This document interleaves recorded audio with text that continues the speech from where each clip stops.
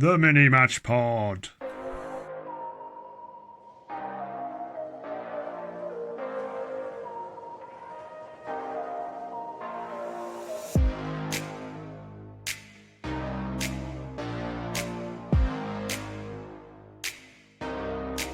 Hello guys, and welcome to the debut of the Mini Match Pod, the first episode.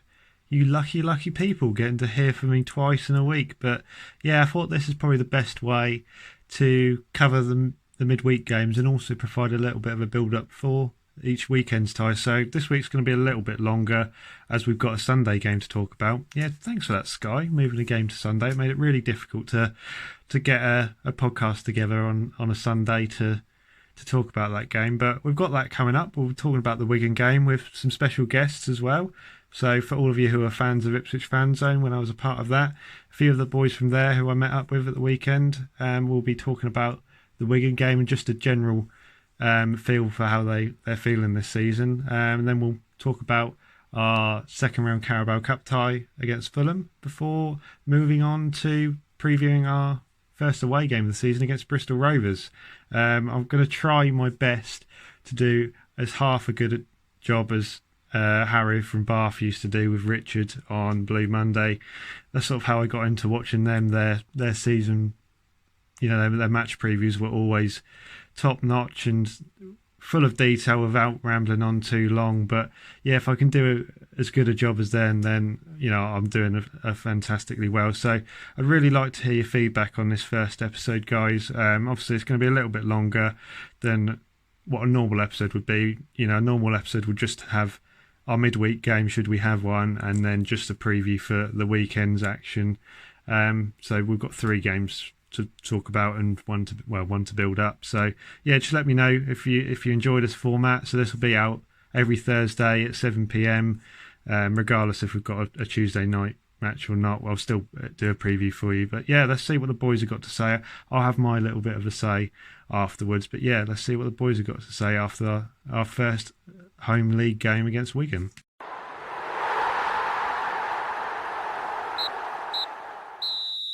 Right, so the game's just finished. 2-0 to Ipswich Town against Wigan. So their first game, first win. And I've got some special guests for the first time on the pod.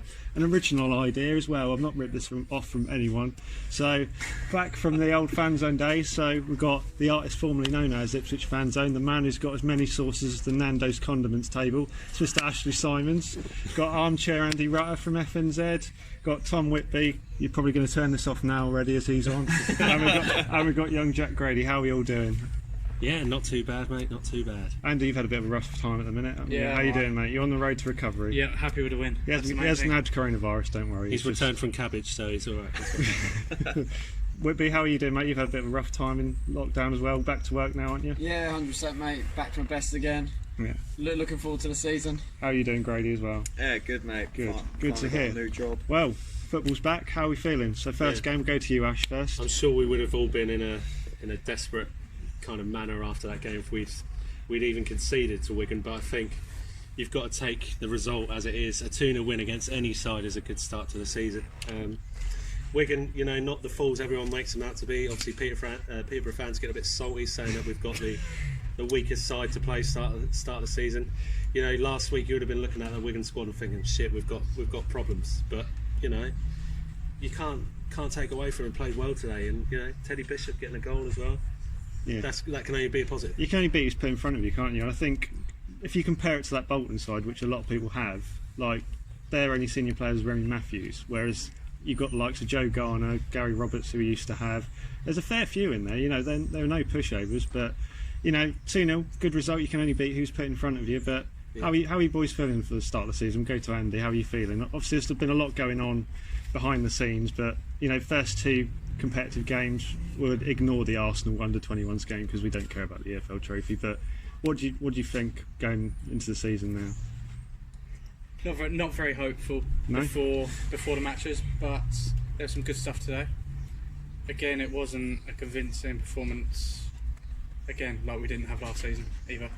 But we can only beat what's put in front of us. We had some good bits and pieces, and good to see some long-term injury players come back. and Bishop scoring as well. Yeah, exactly. You were very happy, weren't you, Whitby, because Toto sort of started the last few games. But how do you feel the team's gelling together? There's been a lot made over pre-season about this playing style, and last season we didn't have it. Let's be honest. There's so much rotation, but we've seen the same lineup, apart from a few enforced changes through the team. Do you think that had a bit of an impact? Because I personally thought we died off a little bit in that second half. We didn't look as energetic, but is that just a case of early days of the season, do you think? I just feel like when you play teams like this, you've got to kill them off early. We went 1-0 up quite early on. Could have got a second straight after. I thought Wigan were unlucky today as well. They had a few chances in the first half. Could have quite easily scored 2 or 3 goals themselves. You've got to be looking at your centre halves for half of them, so 2 or 3 free headers at the time. But I'm buzzing. Toto played, kept a clean sheet. What more can you ask for? You won't be able to shut him up now for the next sort of 6 weeks until Toto does have an absolute howler. I need to get Toto printed on the back of my shirt now until it goes wrong. What about you, Grady, then? So how are you feeling going into this new season? Obviously, like we said, all that's happened beforehand. But 3 games that we've played, and we've won 2 of them. How are you feeling now? Yeah, I'm feeling all right. I mean, like Andy said, it wasn't a very convincing performance, but we've still got new players gelling in, coming in from long-term injuries. So, just give them a chance to gel together, and I think we should do all right. Yeah. I'm going for personally a top 6 finish this season. Top 6. Well, should we go round? So, where are you feeling, Ash? Where do you think for the finish? Very sceptical about Ipswich's chances. Are you sitting on the fence? This fence over here. Yeah, I know you can't see the fence. Mate, but that's newly up that here. Fence, so please don't sit on it. You know me, I made a career out of sitting on the fence, but we're sitting here now, and to be honest, I can't really see us doing anything until I see it, actually happen. I'm not gonna say we're gonna finish here, we're gonna finish there, because we experienced 21 games worth of absolute dog shit last season, and we're still sitting here as fans.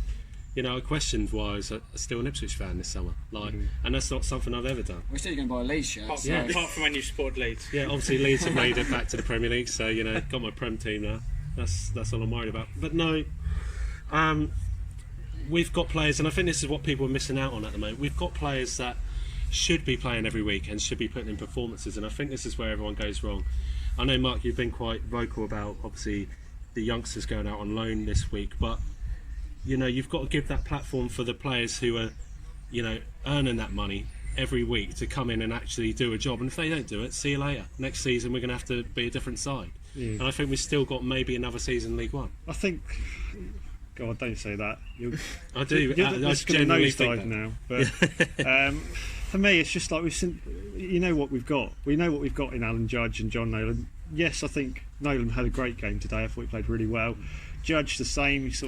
He was here and there, but I think, as I was proven wrong on Twitter, Edwards came on to help out Chambers because Judge had buggered off to chase the ball. But I just want to see them given an opportunity. I think it's now they've done enough. But Drinnan's come in. I know he's had loan spells, but has he really earned that opportunity? That's your argument. You put Drinnan is someone who's earned the shirt, in my opinion. If you look at how he's played in the first few games. We've only scored when Drennan's been on the pitch. Now, if you look at the way he plays... Well, actually, second half. Well, obviously, yeah, sorry. 1 goal to the 5 that we've scored with Drennan on the pitch. I hate to be that person, but... You don't get the same kind of player with Norwood. Norwood's not, he makes the runs, he tries to take that first touch and get beyond the player. 9 times out of 10, that doesn't work. The 10th time, he'll miss the shot. How many times have we seen Norwood miss sitters last season? We talk about it. Drennan doesn't need those opportunities. He'll have the off chance. No one expects him to score, but what he is doing is linking up well with that midfield, inviting that midfield forward to score goals, and that's what Bishop's done today. You see Nolan taking a shot or laying one off. You see Bishop having a shot. Judge probably a bit more freedom, you'd say, without a striker up front. I think I'd prefer this system than to having 2 strikers. I think Drennan coming into the team has been a needs must. With Norwood not playing much pre-season, Jackson been injured. Who else is there? Yeah, I'll be honest, I've not been impressed with Norwood so far. It's early days, he's not played a lot in pre-season, but with Drennan up there, we've been pressing off the front, doing really well, really high tempo, high energy, and again we didn't see that. We didn't see it on Tuesday and we didn't see it again today. Norwood's just lazy. You saw in the game today, he would only go for the occasional run, Like, I didn't see him move as much as he did last season. Drinian, he did not stop running that whole first half. God's sake, man! Can you just drop this name pronunciation? That's like Drinian. It's on Slovakian striker now. It's Drinian. I called him Drinian. But I think we've had three games this week. Coming off the back of not playing for over 5 months, we weren't playing. I think we've got to take this result with a pinch of salt. The first half performance I thought was really good. Standouts was that left side. I thought Ward and Sears played really well together down there. Well, luckily they had Obi right back. Yeah, he couldn't take throwing, bless him, could he? But I think you could tell by the second half that energy levels are a little bit dropping. And I'm not saying we need to bring the rotation policy back, but sometimes you have to enforce changes. Well, the first real test will be you come back into the league after midweek. Obviously, we've got Fulham. You come into this and you see whether Edwards is thrown into the side, because I would go with the same starting 11. Obviously, the centre backs you'd have to chop and change. But Edwards has scored a goal. So he's earned. I think he's earned. No, but does that earn you a starting position? That's my argument. And he played well. If you come off the bench, he probably only played 15 minutes. He scored a goal. He's really energetic. Had some good runs. I think in that period of the game, he had the same, if not more, impact than Sears had. And Sears, they played 70 minutes. And did he get an assist? Yeah, I think he did. Yeah, laid it off, didn't he? So I think maybe Lambert will go with him. Yeah, this is the argument. Lambert's coming out and saying we're going to continue with that starting 11 or keep that consistency. Like I said, obviously we've got the defenders that have come out of the squad. Wolverton's obviously had a knock last week. You've had to make that change. Whether Wolfie comes back in next week, you might see it, but Wilson's not put a foot out of play today. He's done well, done his job. Enciala strong again at the back. Holy's done well in goal. He's made 1 or 2 saves today. Not really been tested. Could Ndaba have started today if he wasn't injured? Exactly. Yeah, we could have seen those players continue in their roles. But like you said, the Gwion Edwards one is a really important one. He's played well today. Sears has started last 3 games. Though. No question. But you don't change a winning team at the end of the day. Like, as simple as it sounds, you don't change a winning team because obviously the more you play together, you get used to playing with it's about partnerships. So the big talking point that we've got is he wasn't there again today. It's Flynn Downs. Now for me, he's your best midfielder at that club. For me personally, 100%. But he, a lot of people are saying why should he come back in? And obviously Lambert himself has said he's got to fight. So how do you boys feel about Downs? Should he come straight back in? I've been very vocal about this. I knew that he wasn't going to be in the squad today, and it's a difficult one now. It's about attitude. It's about attitude, and we know. And he's shown a very bad attitude. And that bothers me about a player. He obviously thinks he's on his way, so good luck to him. That's all I can say. I don't think he's worth coming back into the squad at all. If that was going to be the case. But we've got a lot of players who've got a lot to prove this season. I think we've said that countless times when we were part of Ipswich Fanzone, and a very big squad. So going for around everyone. Pick the one play that has impressed you the most so far, but the one play who's really got more to prove, and they may not even be in the team yet. So we'll go with you, Ash, first. I'll start with Dazelle, really. I think the omission of Downs has allowed Dazelle to play in that pivot role that he opens up gameplay. You see these passes come a lot more often in that role because he's got a lot more time on the ball. Link up, he can pick up the ball from deep in midfield and spray it either side. And you see even Sky were picking up on it today. We're saying like Dazelle's the one to watch. Last season he wouldn't have been that player. It would have been Downs. Now take Downs out of the equation, then you've got 3 players in midfield who really give you something. Bishop obviously shown today. Nolan just doing his usual regular job. And obviously Dazelle's showing me that he can actually be something for Ipswich going forward this season. I don't know what you guys think. Yeah, I think Dazelle has benefited from there not being any fans in the stadium. He's a player that's taken a lot of stick, and I think the crowd does get on top of him a lot. Yeah. And we especially, only, it's expectation though, isn't it? We only we only see him from the stands. We don't know particularly what he's like as a person, and I think by how he's playing at the moment, that's helped him a lot. Yeah.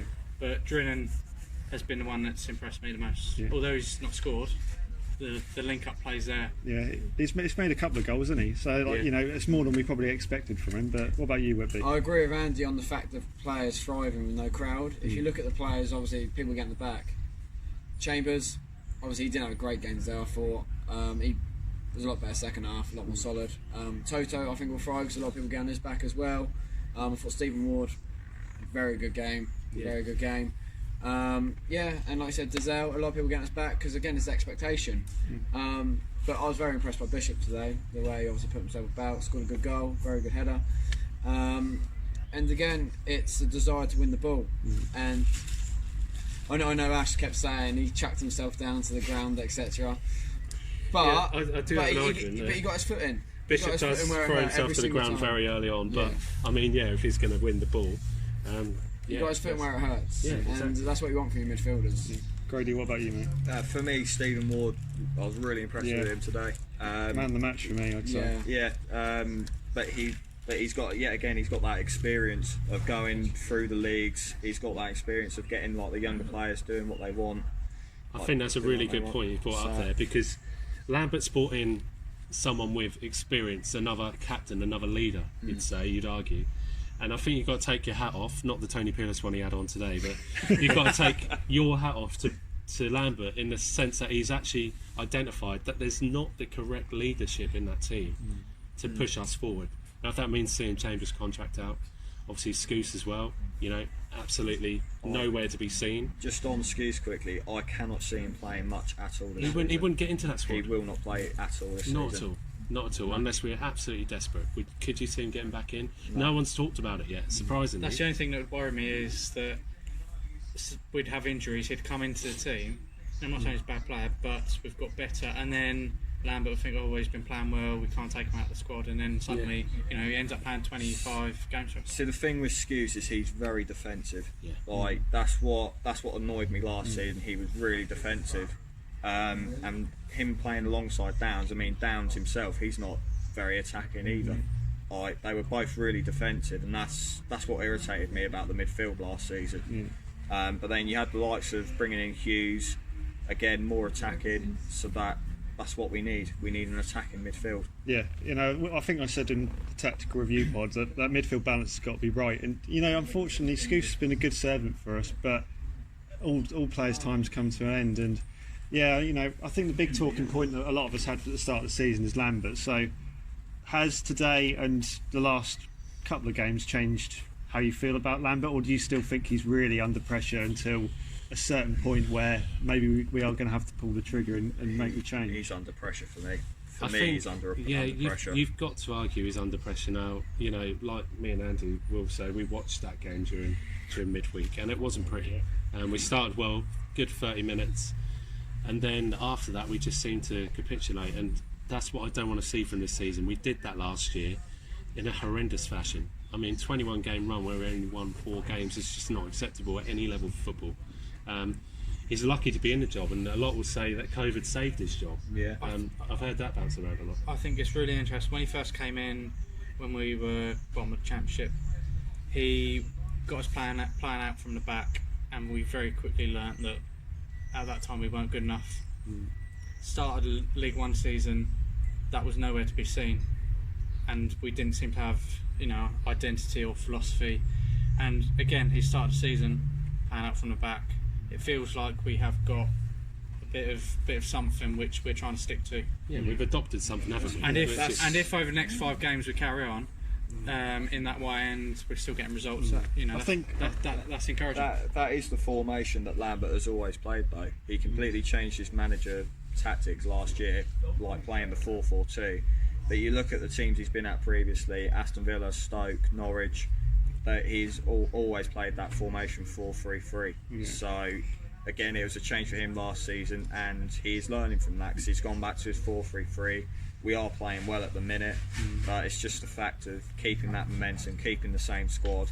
It's got to be done. Yeah, exactly. And time will tell. I don't know how long we're going to give him, but the last thing we want to happen is have what happened last year, is get off to this roaring start, and then for whatever reason we change it up. But that's the life of a football fan. We don't know yet. So obviously we've got Fulham coming up.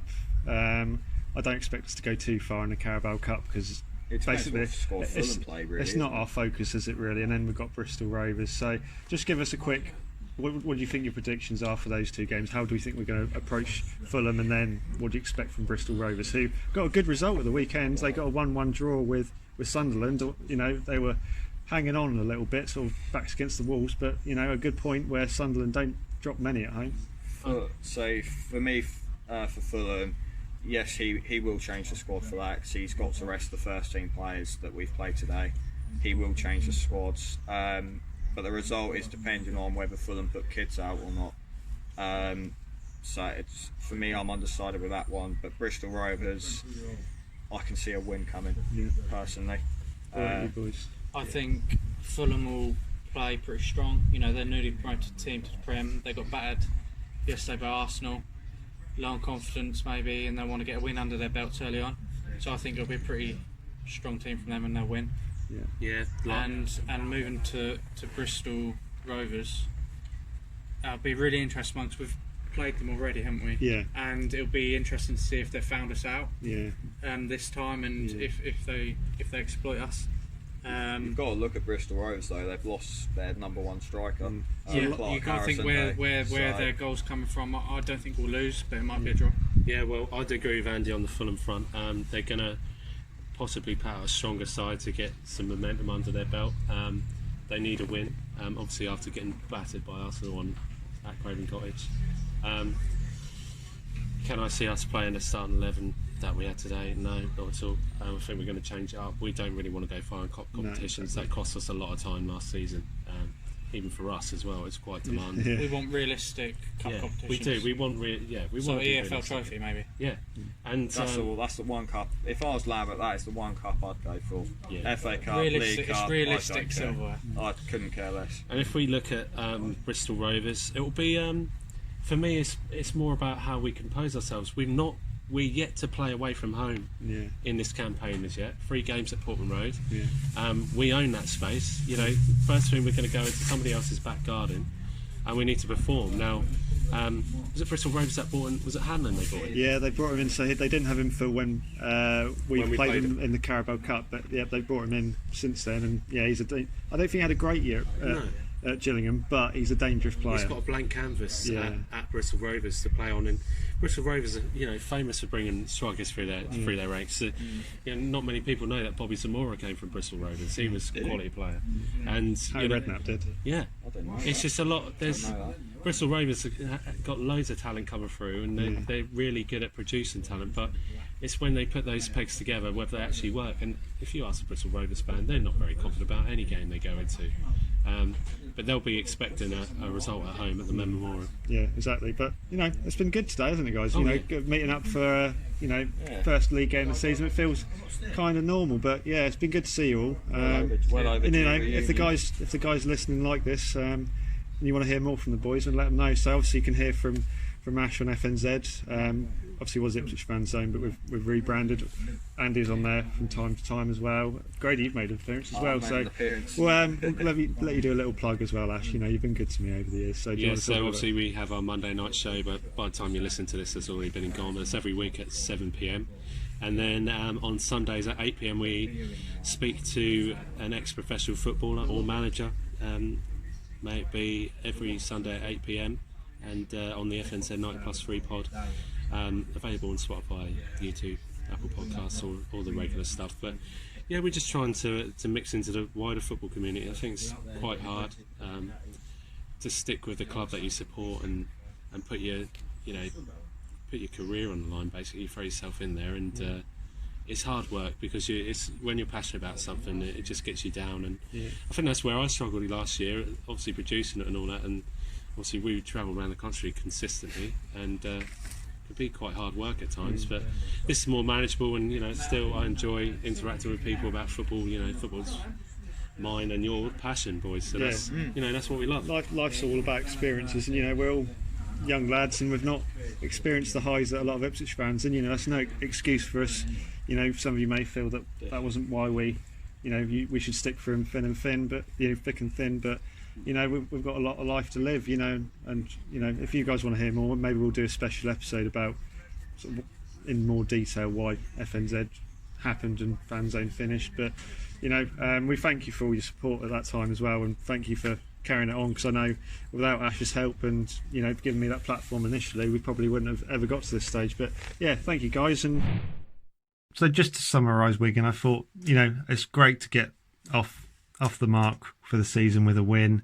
That's how we always want to start, and it was a fairly decent performance. Still plenty of work to be done, a few shaky moments, but we didn't need to underestimate this Wigan side. There's still a lot of quality, and they'd had their chances to get into the game, but luckily they didn't take them. I think we were fairly comfortable. They didn't have many chances on target, so 2-0 win, some great performances in there as well. I thought Stephen Ward and Freddie Sears down the left were particularly brilliant, but seeing Teddy Bishop scoring again was fantastic.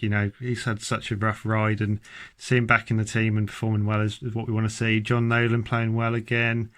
Thought Toto played all right, and Wilson, called upon probably at the final hour, played really well. But yeah, it's a positive step, and we'll move on to Bristol Rovers in the league. Obviously we've got the Carabao Cup tie to talk about in the meantime, but yeah, really good first step on the ladder, and we'll see where the season takes us. But let's see how we got on in cup action. So second round against Fulham.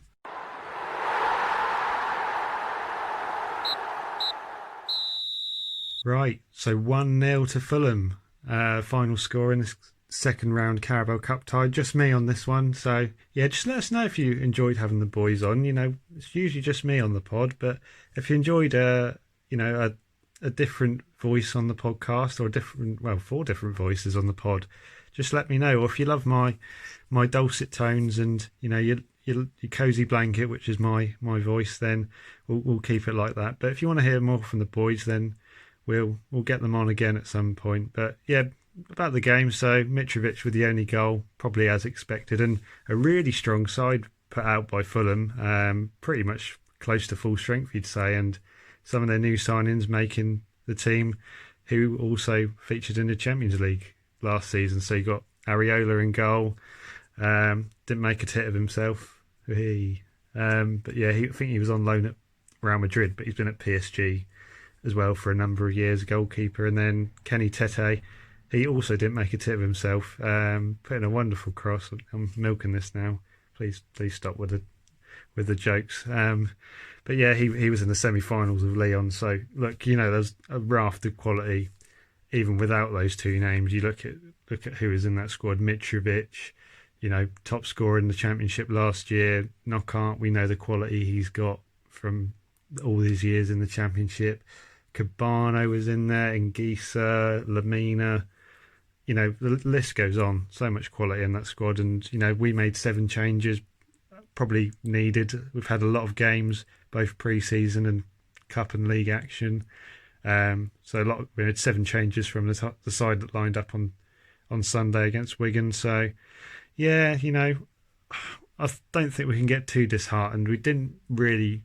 I don't think any of us really wanted to go too far in the cup. Let's be honest. We've got to get out of League One, and to come away with a 1-0 defeat against Fulham, who are pretty much full strength, that's no mean feat, really. I think we've done quite well there. As for the game, I thought we were fairly comfortable. We didn't have a lot of possession throughout the game, but when we got the ball, I thought we tried to be positive. We kept trying to play our football out from the back, but generally the quality of Fulham picked us off, and for the goal, you can see it there. It was one quick switch of the play, and sadly we gave a Champions League level quality right back too much time to pick across to arguably a Premier League striker who buries like any good striker does into the back of the net. So yeah, that was just before half time. But no, I wouldn't say we really created many chances. I think the only shot on target came right at the death, which was a run by Edwards and an easy save for Areola. But no, like I said, I don't think we need to be too disheartened with the performance. I liked how obviously Fulham have a lot of quality, and I think our full-backs and widemen struggled tonight. Obviously we're trying to play the 4-3-3, but that quickly became a 4-1-4-1, sitting in, playing very tight and narrow at the back, which gave Fulham a little bit more joy down the flanks, which is okay. Mitrovic was generally the only one who was in the box, but if you want anyone on the end of a cross, you'd probably pick Mitrovic. He is someone who's going to bury his chances. So, we tried to pack the box out, I think, just try and crowd Mitrovic out a little bit. And if any runners come in, so Reed coming in or anyone else, then trying to deal with them. But yeah, look, we just got caught out for the goal and the quality prevailed, unfortunately. Cornell in goal, I thought he had a decent game. Not a great deal to do, couldn't do anything about the goal, but made a great double save in the second half. I wouldn't say there was any standout performances. A fairly solid team performance, if completely unspectacular. Not going to say anyone had a great game, but as part of a system, 11 players on the pitch, we tried to play our game when we could, and when we didn't, I thought we were fairly solid for the most part. So, yeah, unfortunately we're out of the cup. There's no cup run this year, but we're used to that. That is the life of an Ipswich Town fan. But yeah, so that is our Carabao Cup adventure over for this season. So we'll focus back on league action now. So that's what we're going to be doing every week on a Thursday, regardless we've got a Tuesday game. So we'll always have a match preview if there is a match review if there's a game, but rest assured that I'll always try and do a match preview as well for you. So let's see what Bristol Rovers have got in store for us on the second time of meeting them.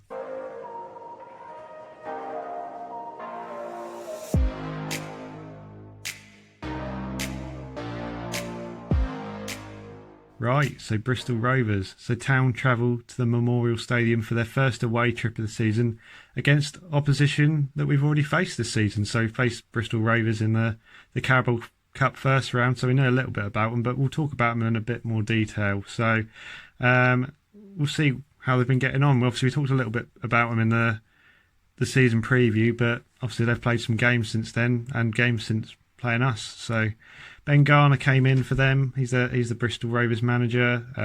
Graham Coughlin was there before. He left just after defeating us 2-1 at Portman Road just before Christmas. Rovers were in 6th position at this point, but a rough start for Garner. It's his first managerial job. I think he'd been quite key in a lot of youth setups previously. I think he did some good work with Crystal Palace in the past, I believe. He only managed to pick up 2 wins before the season stopped, and that included a 10-match winless run. He was trying to implement his own style on Bristol Rovers, trying to work with the players that Coughlin and other managers had left him. But yeah, they finished 14th with points per game, but they were really on the slide, I feel. I think they picked up a win just before the season was stopped, but yeah, really, really not a good spell for Ben Garner in his first job, and I'd say that puts him under some pressure to start this season really well. Obviously, he's now been given the backing to bring in his own squad, some players that we'll go on to talk about in a minute.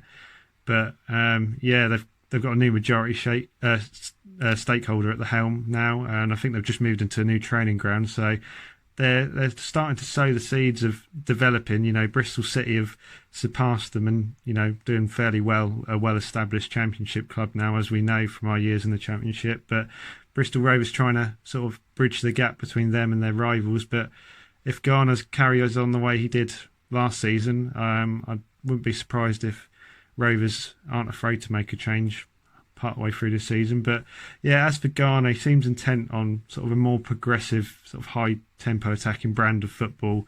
They've started off with this 3-4-2-1 system.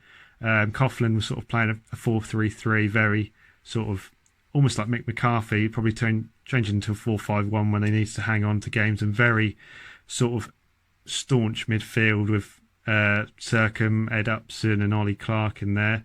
But the two that we've just mentioned have moved on, so there's been a raft of changes for Ben Garner. They've made quite an overhaul of their squad. Players who are there with Darryl Clark and Graham Coughlin have moved on, so the likes of Tony Craig, he'd spent a load of years at Millwall, but dropping down to League One with Bristol Rovers, he's moved on, and the players we just mentioned, Ollie Clark and Liam Sercombe, have also moved on. Both of them have dropped down to League Two. Ollie Clark's linked up with Coughlin at Mansfield, so obviously very loyal to his former manager. But yeah, a total of 14 players have left the Gas over the summer, and the most notable was probably the most recent one is Jonson Clarke-Harris. So I think he got 16 goals from last year. He's moved to League One rivals Peterborough to sort of fill the void where Ivan Toney's stepped up to move with Brentford. But yeah, a lot of change going on there. He's brought in 8 new faces himself, so probably the biggest and most high-profile ones would be ex-Gillingham centre-half and their former captain as well, Max Emer. He's now taken up Rovers captaincy, and I think he's a very reliable League One defender at this level. From what I've heard from Gills and the Blood, they were very gutted to lose him, but yeah, I think he'll be an immediate upgrade and probably will help Garner trying to play out from the back like he's trying to with this 3 at the back. Creative midfielder Zane Westbrook coming in from Coventry. I think he was more of a bit part player for Coventry, but given license to be the creative and the main man in the middle for Bristol Rovers could be a really good move for them. That's probably where they were lacking, maybe some creativity in the middle. We're probably relying on a lot of the goals coming from wide areas, and Jonson Clarke-Harris last season, maybe they're trying to use the middle of the pitch to unlock teams a little bit more this season. And then we didn't see him because they hadn't signed him yet, but Brandon Handlen, who was also at Gillingham, sort of had a contract dispute with them.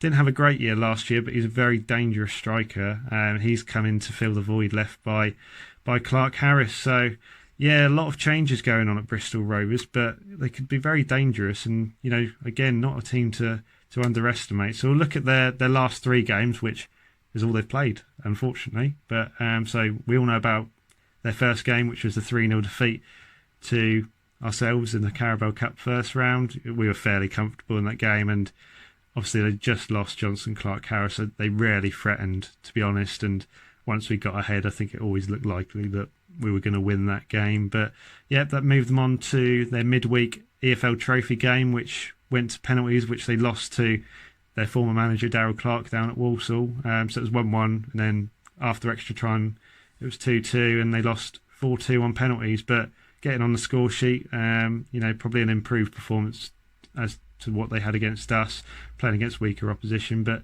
then we go into their first league game. So at the weekend just gone, they got a 1-1 draw against Sunderland away from home, which is a terrific result for them. So an early Luke Leahy penalty opened the scoring before Chris Maguire, of course, always equalised for Sunderland. So sharing the points up there, and I don't think Sunderland drop a lot of points at home. They've got a very good home record up at the Stadium of Light. But looking at the stats, Sunderland very much in control for the vast majority of that game. Rovers very much hanging on. They only had 28% possession and 2 shots on target all game. I think very much trying to snatch and grab a win there, and they nearly did it. I think they performed very well. That's the benefit of playing sort of a 3 or a 5 at the back. It can easily become very defensive if you need it to be, and we've seen a lot of times this season when you haven't got the quality, if you can get ahead and sort of batten down the hatches, then you can always be in with a chance of stealing a win, because the quality isn't always that great in League One.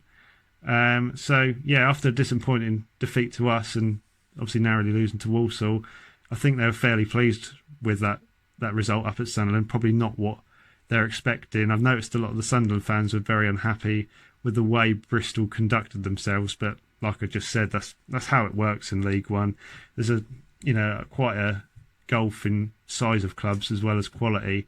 Once one of the smaller teams sort of get ahead, they're going to do all they can, fight tooth and nail, try any underhand tactics in the book they can to try and get away with 3 points, and they nearly did. So we'll look at how they lined up against Sunderland. It was a little bit different to how they lined up against us in the Carabao Cup, and that's probably going to be an indication, unless there's any injuries between now and Saturday. Obviously they haven't got a midweek game to talk about, but yeah, we'll have a look at how they lined up. So as I said, they've been playing a 3-4-2-1 system. So in goal they had Anzi Jakala, so Finnish international keeper. Finished? He's only 28. No, he's Finnish international. He's from Finland. solid at League One level, really good shot stopper. I think he was at Reading previously in the Championship. Reading always have sort of a raft of players that sort of come in and out over the years. It's always sort of feast or famine with Reading, it seems. But very good shot stopper at this level. I think they had was it Josef van Stoppelhoff, which is a great goalkeeper's name, Dutch goalkeeper for the Carabao Cup game. But Jakela's definitely the number one and a very good keeper. I think he had a good game down at Portman Road as well.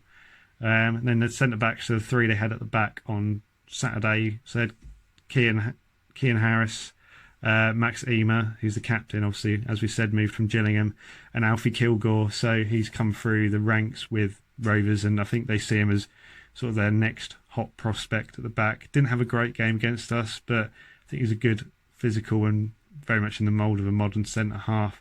Harry's has come through Coventry's youth system, so we've seen it over the years, the amount of players that Coventry churn out of their academy, not always superstars, but always capable football league, particularly League One and League Two players at the very least. And then we've got the wing backs, so Mark Little, very experienced fullback and very high quality. He's had a lot of problems with injuries, but was very good at League One level with both Peterborough and Bristol City, so if they can keep him fit and get him back to form, he'll be a very good player for them.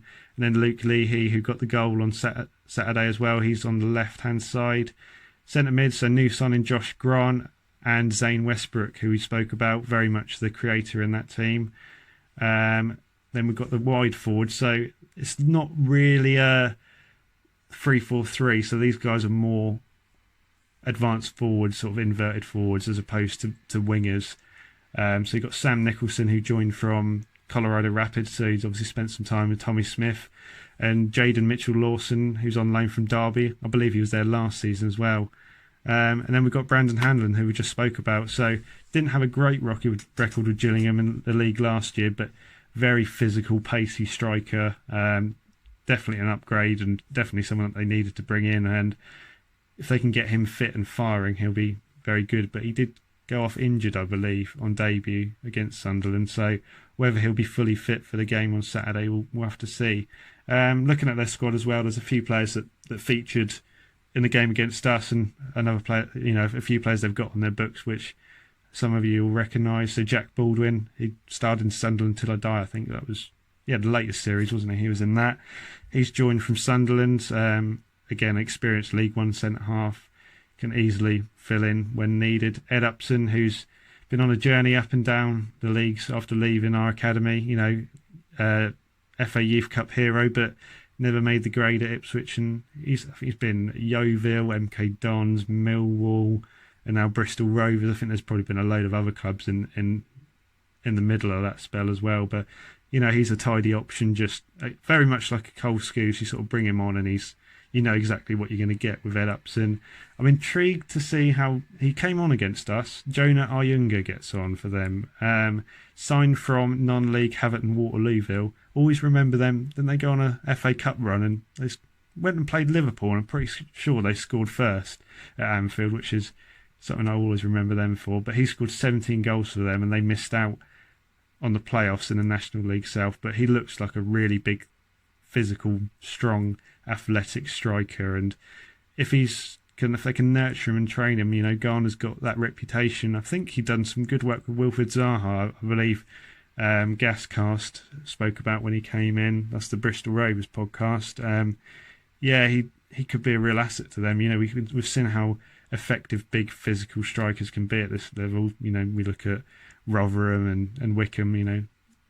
When the footballing style isn't always fantastic, if you've got a big lad who can put himself about, that's never a bad thing. So obviously it's early days in the season, really hard to tell where they're going, but I think there's still a lot of questions to be answered about Ben Garner. I'm not fully convinced at the moment, but again, he's been given the chance to build his own squad down at the Memorial Stadium, and we'll have to just see how they get on this season. But let's just round up. We'll see how Ipswich fit into this. But after disappointing defensive display and overall performance against us, they'll be growing attempting to grow their own style of play and build on solid foundations like they did against Sunderland.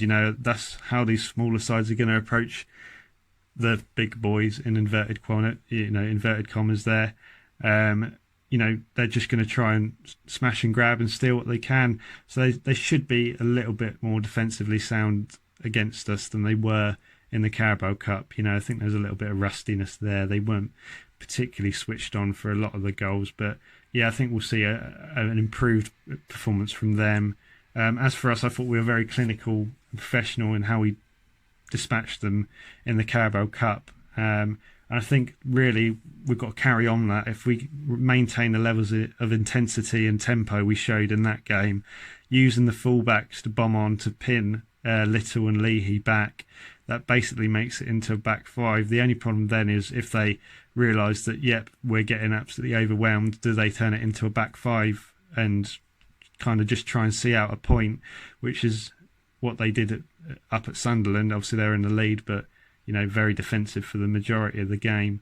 I could easily see that happening. And then I think what they're going to try and do is catch us on the counter. Obviously Hanlon's very quick up front, big physical striker, and then use Nicholson or Jayden Mitchell-Lawson on the counter. If Chambers and Ward bomb on with the fullbacks, if they remain high and don't always get back to help, they could be an easy outlet for Bristol Rovers. So we've got to be very careful on the counter.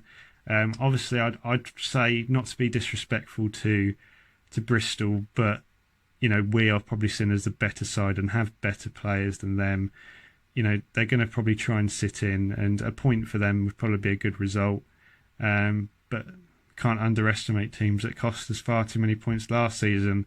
If we can neutralise Westbrook, I think as well, that would be beneficial. And we've seen in these opening games against similar level opposition, particularly in that first Carabao Cup game, as well as against Wigan, that if our midfielders are performing well, then we're usually on for a good afternoon. But like we did against Bristol Rovers, we need the support to come from both our wide players and centrally. That's going to be key if we're going to continue with this 4-3-3 to get it to work. But regardless of how we played against Fulham, I think Town should have enough quality to get a result against Bristol Rovers. But time will tell. Obviously, we'll find out in Sunday's pod how we got on. But yeah, I hope you like the little previews we've got here.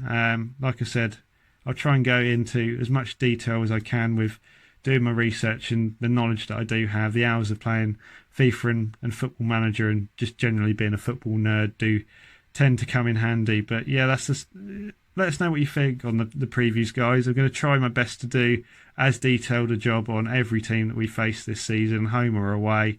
And yeah, hopefully that'll give you a nice little bite-sized preview of the weekend ahead.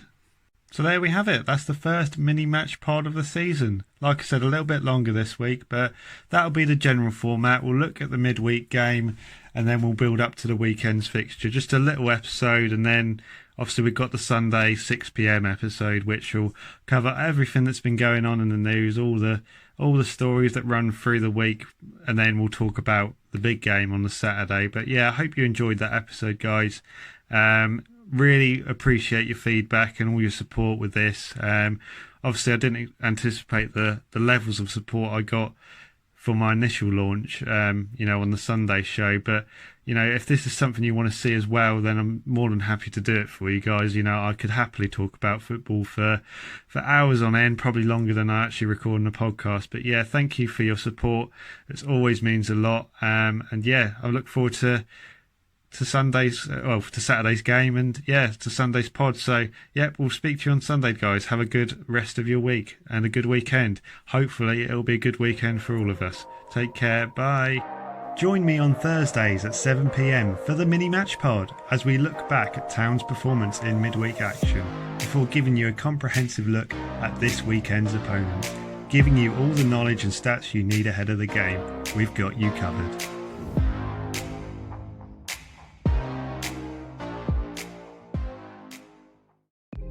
Thank you for watching or listening to this week's ITFC Unrestricted podcast. You can find us on YouTube, Spotify, Apple Podcasts, Google Podcasts, Deezer and TuneIn. If you haven't already, make sure you follow, download or subscribe so you never miss an episode wherever you are listening.